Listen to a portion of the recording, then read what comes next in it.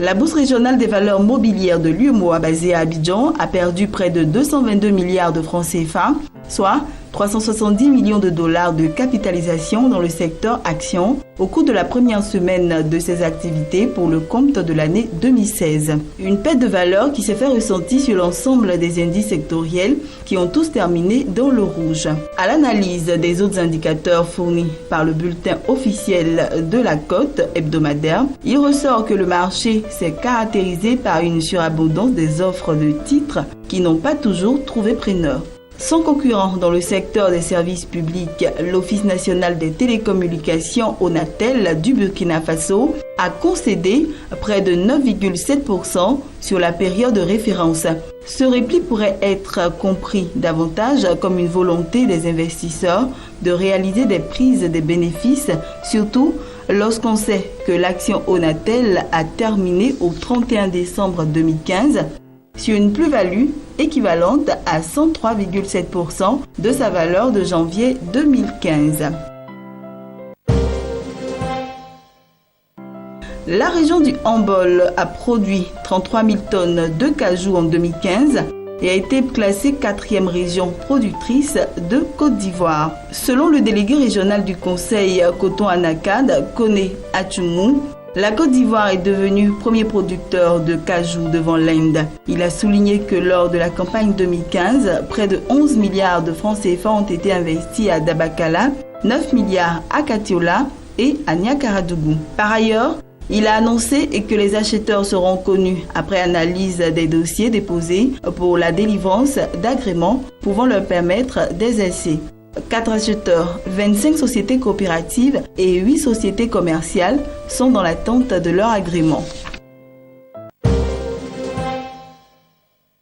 Le prix des légumes connaît depuis le début de l'harmattan une hausse généralisée sur les différents marchés de Boaké. Au marché de Bramakoté, le seau d'aubergine est revendu entre 4 000 et 5 000 francs CFA contre 2 000 francs CFA pendant la saison pluvieuse. Le même constat est fait au niveau du gombo frais, dont le prix de revient du seau est passé de 1 000 francs CFA à 4 000 francs CFA en l'espace de quelques semaines, soit une augmentation de 3 000 francs CFA. La boîte de tomates fraîches qui coûtait seulement 1 000 francs CFA il y a quelques mois est revendue en ce même moment à 2 500 francs CFA. Les prix de la carotte, de l'aubergine noire, du chou, du piment ne sont pas en marge de cette flambée généralisée constatée en ce moment sur les différents marchés de Boaké.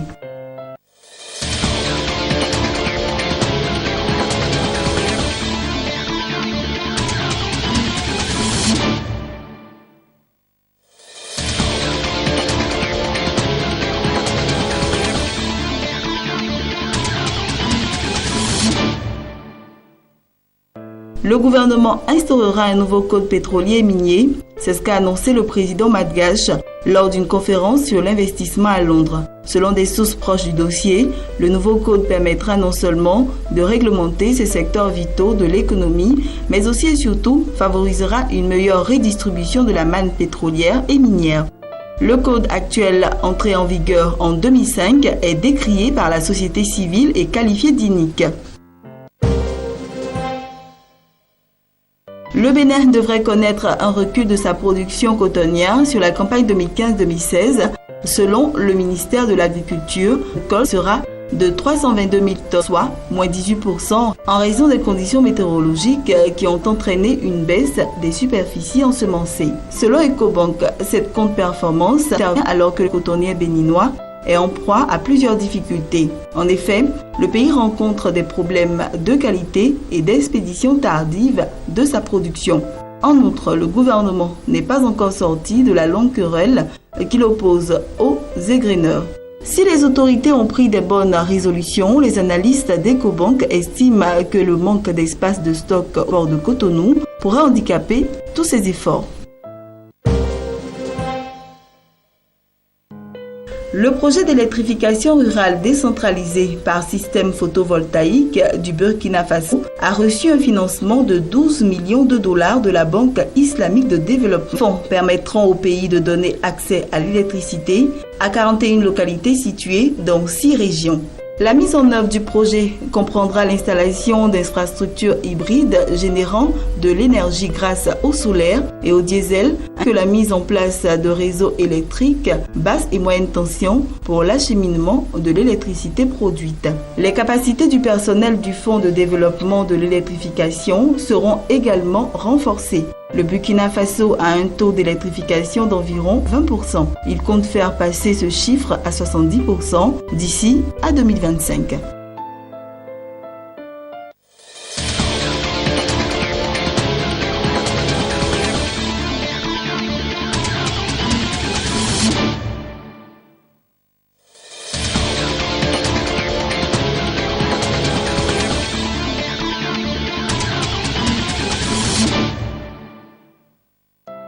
France Télévisions, avec ses 5 chaînes, a dévancé en 2015 le groupe TF1 avec le même nombre de chaînes que son concurrent. France Télévisions a attiré en moyenne 29,2% de téléspectateurs, en hausse de 0,4 points selon les chiffres publiés ce soir par Médiamétrie. Le groupe TF1 a réalisé une audience en moyenne de 27,7%, en recul d'1 point. En 2015, les Français ont regardé la télévision 3h44 minutes par jour en moyenne, soit 3 minutes de plus qu'en 2014. Constructeur tchèque Scout Volkswagen annonce accru ses ventes 1,8% en 2005, soit 1,06 million de voitures, grâce à la hausse de la demande sur le marché européen. La hausse des ventes en Europe occidentale et centrale a compensé la contraction du marché russe et le ralentissement en Chine, a précisé le groupe qui avait franchi pour la première fois en 2014 le cap du million de voitures vendues. Skoda a reconnu avoir 1,2 million de voitures équipées du logiciel de Volkswagen qui force les tests d'émissions polluantes, mais a minimisé l'impact potentiel du scandale sur ses ventes. Il a souligné que ses ventes du mois dernier avaient atteint un niveau record pour un mois de décembre. Les ventes de Skoda en Europe de l'Ouest ont augmenté de 4,3% et celles en Europe centrale ont bondi de près de 15%. Elles sont restées stables en Chine, le principal marché du groupe, et ont chuté d'un tiers en Russie.